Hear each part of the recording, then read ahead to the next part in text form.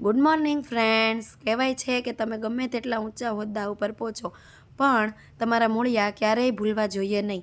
આજે વર્ષો પછી મારા શહેર ભાવનગર જવાનું થયું અને એ ડગલા આપોઆપ વળી ગયા મારી એ શાળા તરફ જ્યાં મારું ઘડતર થયું હતું। શાળાના મેદાનની અંદર પ્રવેશ કરતાં જ શાળાની બધી યાદો તાજી થઈ ગઈ અને લાગ્યું કે પાછે આજે સ્કૂલમાં આ જ બધા શિક્ષકોના માર્ગદર્શન હેઠળ અભ્યાસ કરવા બેસી જઈએ। હું આજે જે કંઈ પણ છું તેમાં મારા ગુરુજનોનો ખૂબ જ મહત્ત્વનો ફાળો રહ્યો છે। સુરતની મારી આ વ્યસ્ત લાઈફમાં ભાવનગરની આ મુલાકાતે મને ફરી એકવાર નવી ઉર્જાથી ભરી દીધી છે। હું આજે જે કંઈ પણ છું એમાં આ દિવાલોનો પણ ખૂબ જ મહત્ત્વનો ફાળો રહ્યો છે। શિક્ષક હોવાનો ગર્વ ત્યારે બમણો થઈ જાય છે જ્યારે તમે તમારા પોતાના ગુરુના આશીર્વાદ લ્યો છો।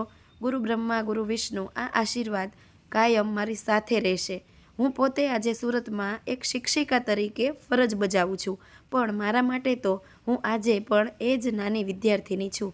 મારા આદરણીય શિક્ષકોને મળીને ખૂબ જ આનંદ થયો અને આ શિક્ષકનો વાલભર્યો હાથ જ્યારે મારા માથે મુકાયો ત્યારે સાચે જ લાગ્યું કે સાચા આશીર્વાદ તો અહીં જ છે। સાચે જ ભાવનગરની આ મુલાકાત મારા હૃદયની સૌથી નજીક રહેશે અને મારું સપનું આજે પૂરું થયું। તો મારી જેમ કેટલાનું સપનું છે તમારી સ્કૂલની અંદર પાછા મળવા જવાનું શિક્ષકોને અને તમારી શાળાનું નામ કમેન્ટ